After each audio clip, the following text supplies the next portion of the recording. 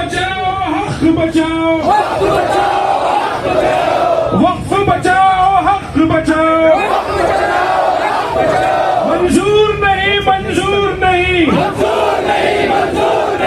वक्फ bill हमें मंजूर नहीं, वक्फ पर हमला बंद करो, वक्फ पर हमला बंद करो, हक हमारा छीनना बंद करो, हमें ये बिल मंजूर नहीं, हमें ये बिल मंजूर नहीं। मोदी सरकार होश में आओ, मोदी सरकार होश में आओ, जिद छोड़ो, मुल्क जोड़ो, इनकलाब जिंदाबाद। शुक्रिया फिरोज खान साहब। अस्सलामु अलैकुम व रहमतुल्लाहि व बरकातुहू। ये मजमा, ये आवाजें, ये नारे और ये शोले देखकर मुझे बहुत सारी चीजों याद आ रही है। वो इनकलाबी जंग 200 साल लड़के जो अंग्रेजों को भगाए थे, वो आज से शुरू होने वाली है इंशाअल्लाह। ये 1900 अंग्रेजों को भगाने का टाइम आ गया है।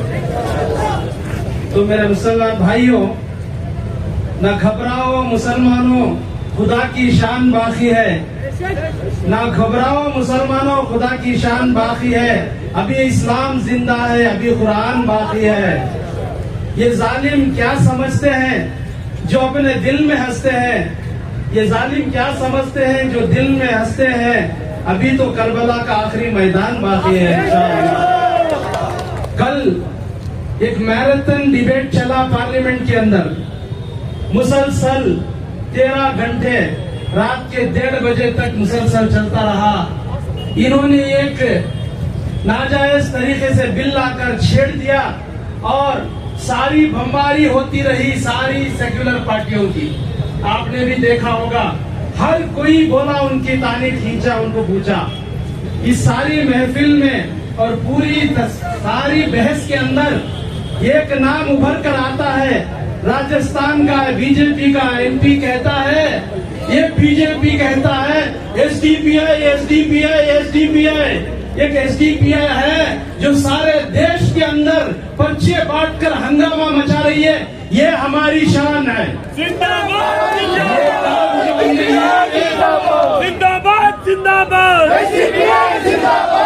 इसका मतलब इनको कोई दूसरी पार्टी का डर नहीं है, कोई सेक्युलर पार्टी का डर नहीं है। डर अगर है तो सिर्फ और सिर्फ social democratic party of India का डर है। इसीलिए इन्होंने हमारे सदर एमके फैजी को अरेस्ट करके देखा कि ये आंदोलन खत्म हो जाएगा, लेकिन ये आंदोलन अभी शुरू है, अभी तो ली अंगड़ाई है, आगे देख आता है क्या।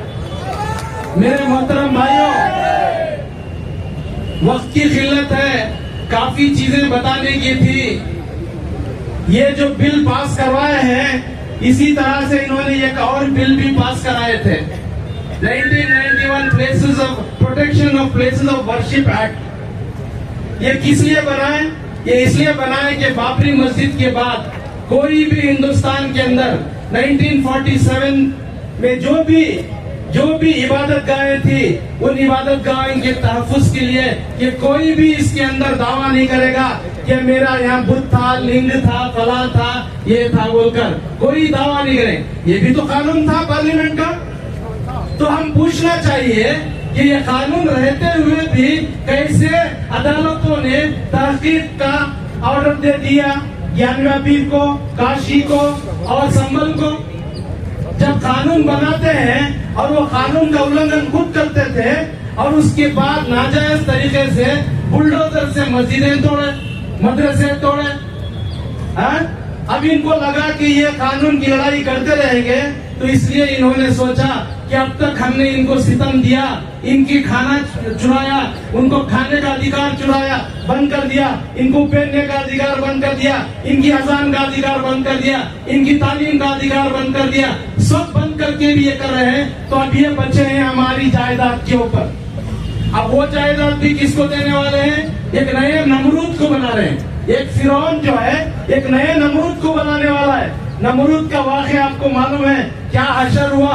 इनको हम ऐसे ही एहतजाज करते रहेंगे तो हमको इनको कुछ करने की नहीं। जिस तरह नमरूद को लंगड़े मच्छर ने उसको जान ली थी, इसी तरह ये लंगड़ी लंगड़ी कमजोर एसडीपीए भी इनको कमजोर करेगी इंशाअल्लाह।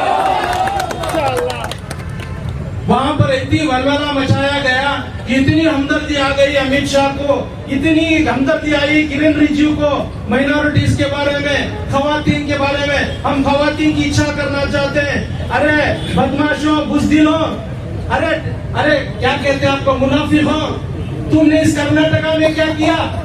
हमारा यहाँ का 4% रिजर्वेशन छीना लिया। हमारे बच्चे जो आला तालीम करते थे, जो आईएएस के लिए जो पीएचडी करते थे, उनकी ग्रांट्स कम कर दिया आप लोगों ने। हमारे यहाँ स्कूल के अंदर आने के लिए बच्चियों को हिजाब का मसला लाकर उस पर पाबंदी कर दी। अब इनको राम आ गया कि भाई हम आपकी अच्छा करने वाले हैं। ये पूरा ढोंग है, ये पूरा तमाशा है। तो जैसे मैंने कहा कि अभी तो ली अंगड़ाई, आगे देख होता है क्या। ये शुरुआत है। आज शुरुआत में ही इतने जज्बा और इतने जोश और खरोश के साथ ये इतना जम्मे गफीर यहाँ पर आकर जो है इसका समर्थन कर रहा है, जिसमें खवातीन है, नौजवान है, बुजुर्ग है, उलमा है, मुफक्किरीन है, दानिश्वर है, समाजी कारकुनान है। ये ऐसा लग रहा है कि ये आंदोलन अभी छुड़ा है, अभी एक नई आजादी की जंग शुरू होने वाली है। बस ये कहते हुए मेरी बात को खत्म करता हूँ। हम अभी से लगे रहेंगे। ये पहला और आखिरी नहीं है, ये शुरुआत है। ये तो अभी एक चिंगारी है।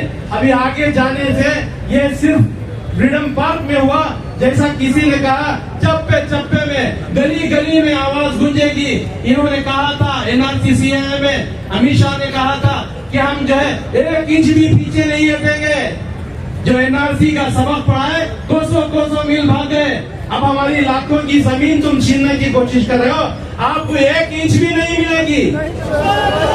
उसी पार्लियामेंट में उसी एमपी ने कहा कि ये कहते हुए एसडीपी का नाम बोला कि इनको नहीं मालूम कि हमारे प्रधानमंत्री कौन सी मिट्टी से बने हैं, या अलग मिट्टी से।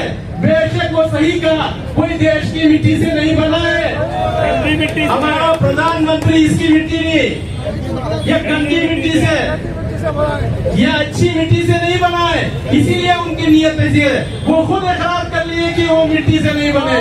तो आप समझ सकते हैं कि क्या है इनका अंदर। ये ढोकलापन, ये सब जो है खत्म होगा। कब खत्म होगा? हमारा इतिहाद, हमारा इत्तेफाक, हमारी जद्दोजहद, हमारी कुर्बानी, हमारी सैक्रिफाइस। हमें जो भी चाहे, जैसे बहुत सारे लोगों ने कहा हमें जेल भी मंजूर है, हमने तो कई साल पहले पूरा फ्री करके छोड़ दिया।